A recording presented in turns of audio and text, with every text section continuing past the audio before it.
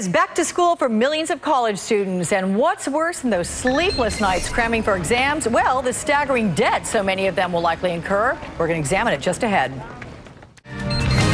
While college students head back to classes this fall, they might be tackling the most difficult subject, debt. It goes beyond tuition and credit cards. Just a few changes in a course schedule can inflate a student's loans.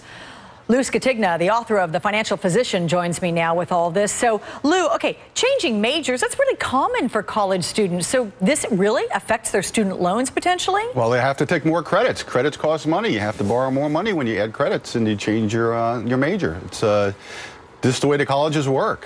And, you know, with the student loan debt, we have to look at the source of this, and that's soaring college tuition.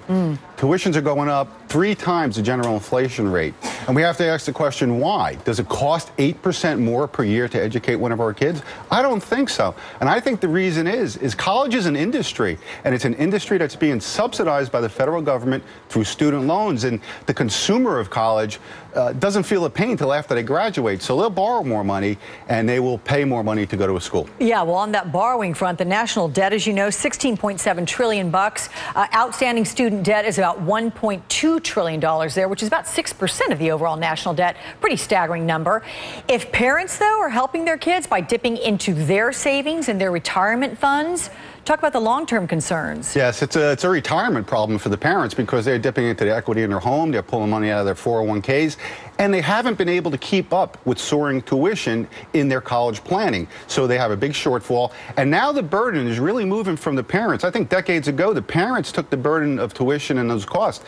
Now they're moving to the students, and when they graduate and they can't find a good job, they have major payments to make on that student debt, and it's crushing a good portion of the youth in this country. You know, interesting one nugget here. If a student gets, say, a D, and it's considered a passing grade, then that student switches to a college where it's a failing grade. Another course gets added to the loan tab, right? And so the student gets punished for that. You get punished for every class that you add to it is going to cost you more money. So you want to pass, you want to work hard in school.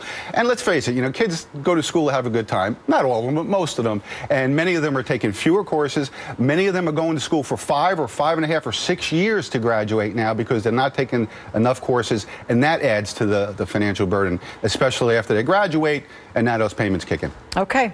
Lou Scatigna, thank you so much for joining me. My pleasure.